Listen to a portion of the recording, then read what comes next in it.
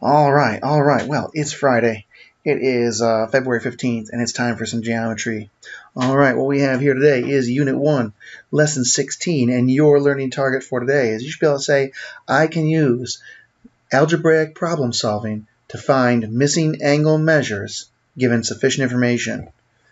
Restated, if you have enough information, you can find missing angle measures with your basic Algebra 1 problem-solving skills that you already have. All right, let's do this. So here, I have a definition of a line, I have a definition of an array.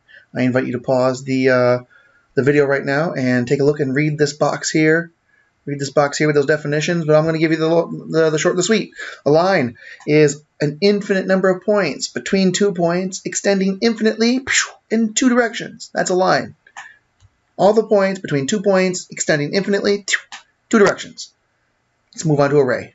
Array is like a line. It extends infinitely, but only in one direction. So it starts at one point, goes infinitely in the other direction. That's array. All right.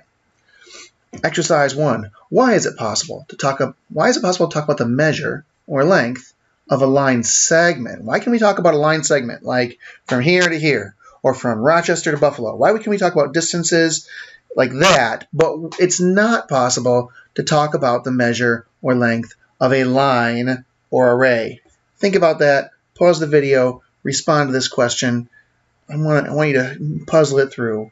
Why can we not measure things that are infinite in length or distance? All right. Exercise 2. In the diagram below, all points are collinear. This is a vocab word we need to learn. Collinear. All right. If you work a job, you might have heard people say they have co-workers. Co-workers are the people who work at the same job, on the same job, right? Well, a collinear are points that work on the same line. Collinear are points that are on the same line. Collinear, same line with the line, all right? So E, F, and A right here, though E, F, and A, those are all collinear. They're all points on the same line. And we can name lines in a variety of different kinds of ways. We just need to pick 2 points that are on that line and symbolically put a line above that. So for instance, this line here, I could call this line, I could call it E and F. Put this little line symbol above it and boom, I have symbolically written that EF is a line. EF will be all the points between E and F extending infinitely in both directions. However, I don't have to choose there's another way to do this. We got 3 points here. I could choose other 2 points. I could choose, what about F and A? I could choose F and A, right? Put that little line symbol above there, and F line, FA. That's how you read that. What I want you to do is right here, put in another 2 points that you could use to name this line symbolically. All right. I'm going to move on. You can pause the video here if you need time to write that down. B. Give 2 ways to name the ray that starts at point A right here, and extends in the direction of point F. So it's going to the left. Now, here's the funky thing about writing rays symbolically. The symbol of a ray always points to the right because we humans, we English speakers, let me correct that. We English speakers, we read from left to right. Not every language does that. Let's not be ethnocentric here. All right. So I start with A. The ray starts with A, so I write that first. Then I can write F. I could write F because F is going towards the ray is going towards the direction of where the ray is going to extend infinitely towards. So this ray is going to start at A and extend infinitely in that direction. All right. Well, when I put it on my paper, when I write the name symbolically on paper, I have to make the ray go to the right. If it's on graph paper, the ray can go whichever direction the ray goes. AF. I want you to pick a different name for this ray. Pause the video, think about it, find another point you could use other than F. All right, changing the page. Angles. All right, I got some very technical definition of angles up here. Pause the video and read those for those technical definitions. But the short and the sweet is an angle is formed whenever 2 lines, line segments, or rays intersect. Whenever 2 straight things intersect, you get an angle. And the measure of an angle. We measure angles in the way by how much we would need to rotate the one line to hit the other line, and how many degree measures. Let's see. We call this M in italics there, where my pencil's pointing.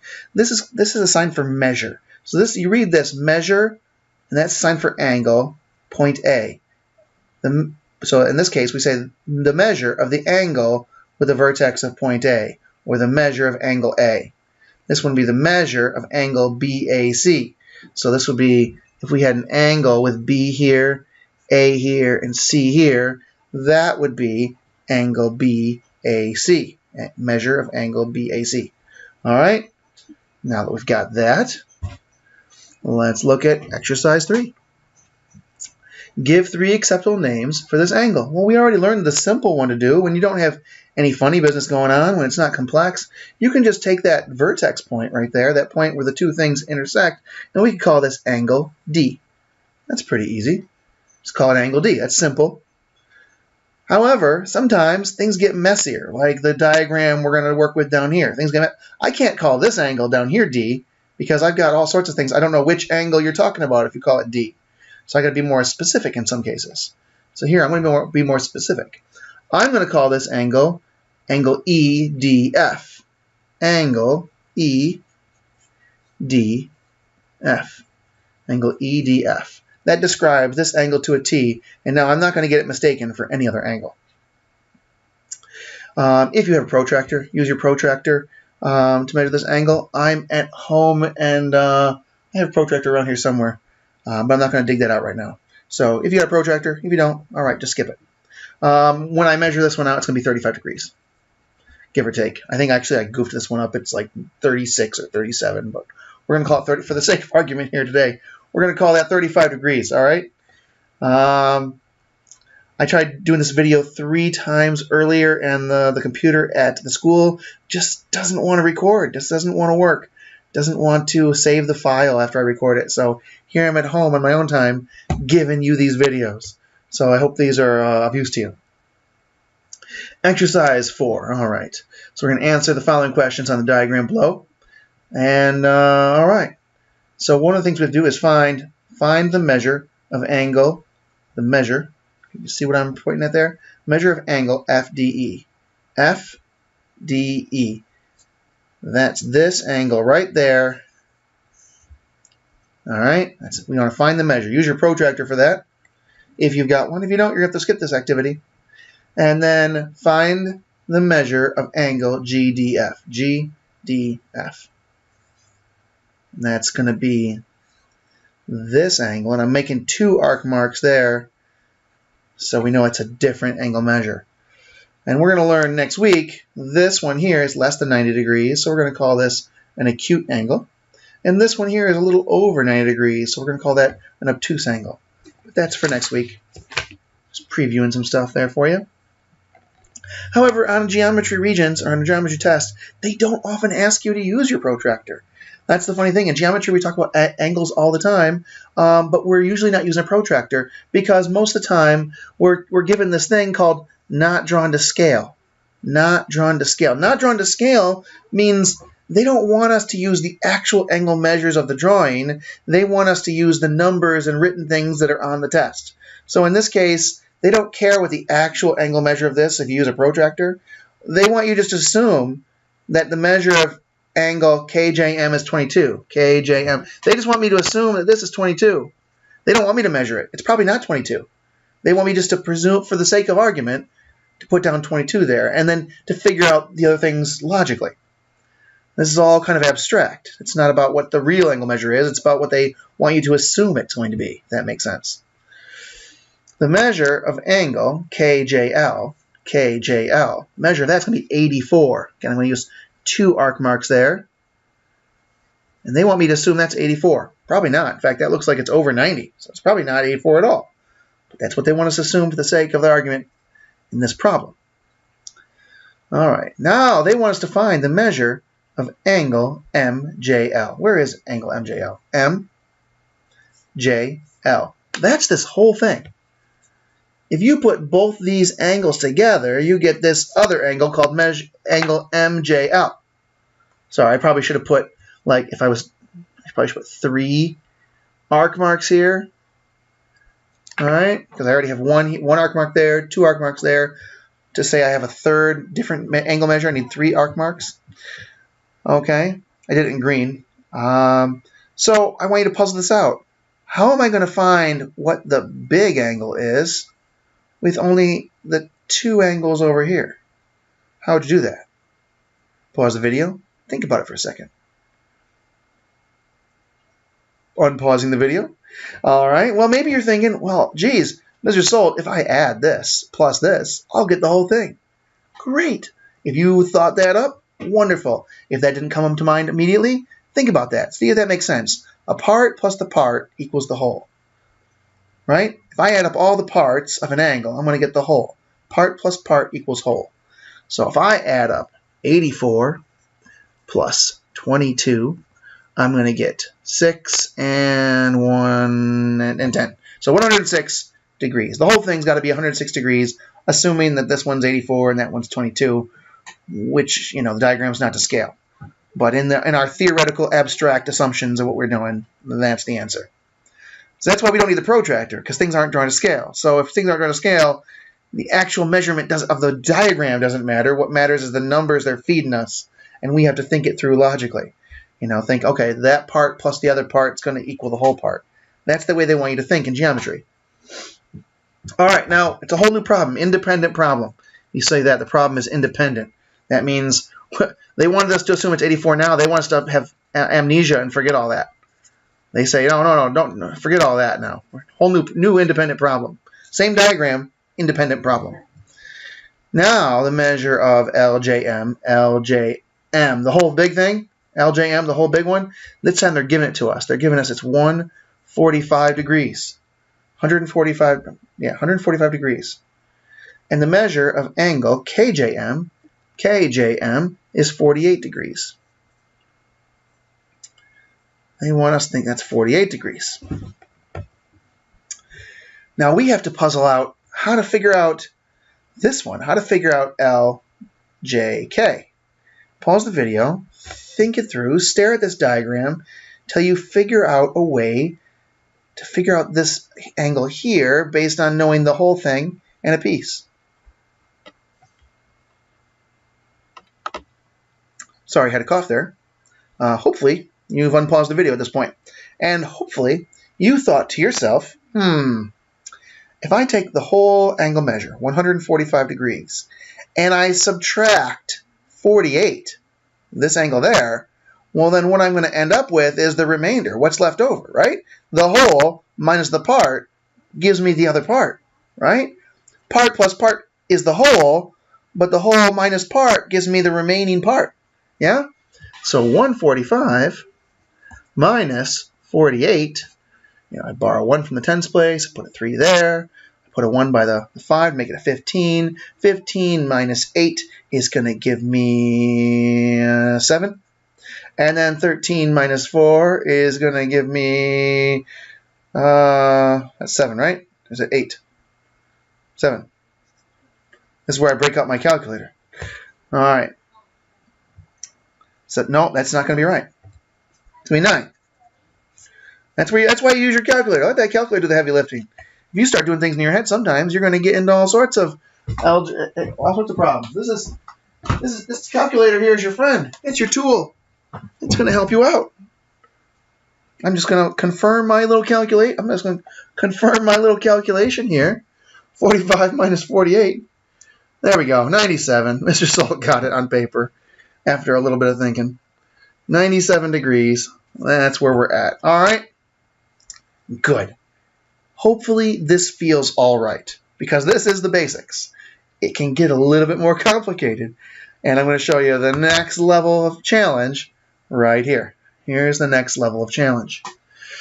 The diagram shown to the right is measure of angle GAF.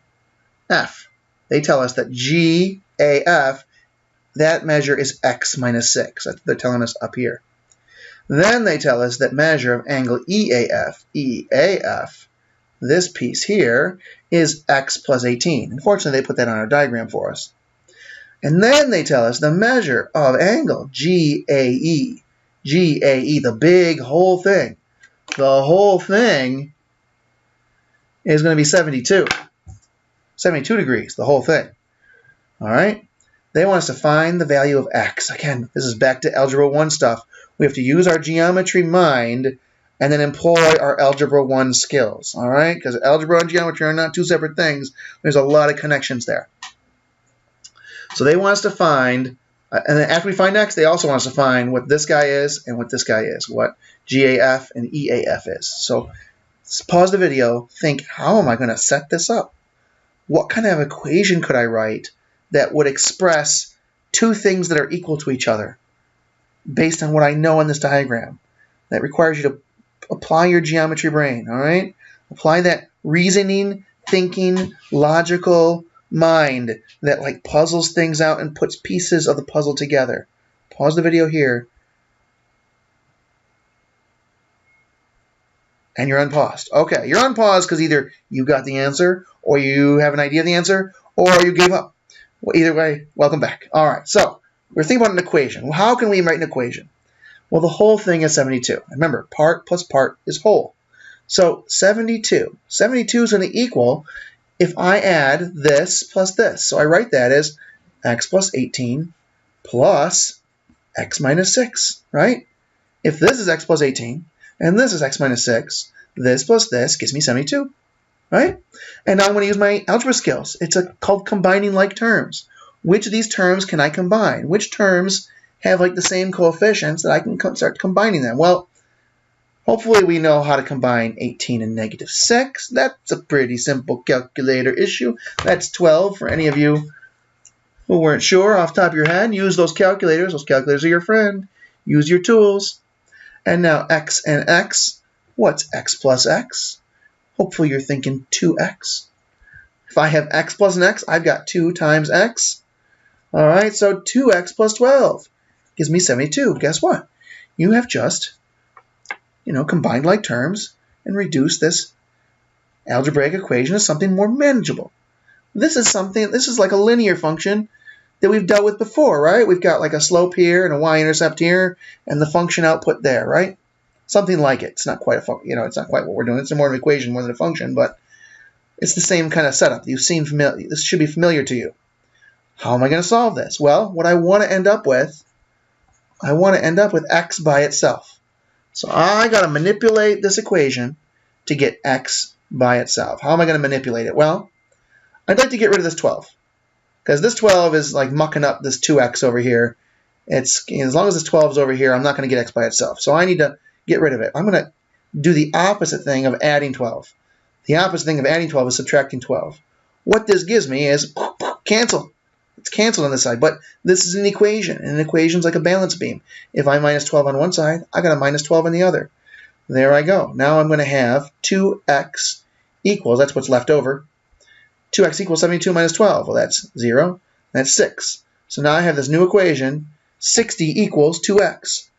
So what is this expression saying? It's saying that 2 times an unknown number, if I multiply 2 by that unknown number, I get 60. If that number's not jumping out in your head, that's okay. Hopefully by now your mind would just jump to it. You'd be like, oh, that's 30. But if you didn't know that, that's okay. We have 2x. How are we going to get rid of 2 times x? We're going to get rid of 2 times x by dividing by 2. Dividing by 2 cancels it. On that side, 60 divided by 2, you put that in your calculator, that gives you 30. X is 30. Woo! Does that feel like we did a lot of work? Well, pardon me, I'm going to cough. Oh, sorry. I wasn't able to hit the pause button in time. Sorry about that cough. All right, so x is 30, and it feels like we did a lot of work, and we did do a lot of work, but we're not done. I know that these questions, they ask for more and more things, right? Don't forget to answer all parts of the question. This question says the measure of angle GAF. So we have to still solve these 2 other angles over here, but don't worry, it's not so bad, especially in this problem. All we got to do is plug 30 in. We already know what x is. All right, we solved it. We did the hard part. Done. 30 plus 18 is 48. All right? And then 30 minus 6 is 24. Right? So that shouldn't be too hard. I know it's one extra step.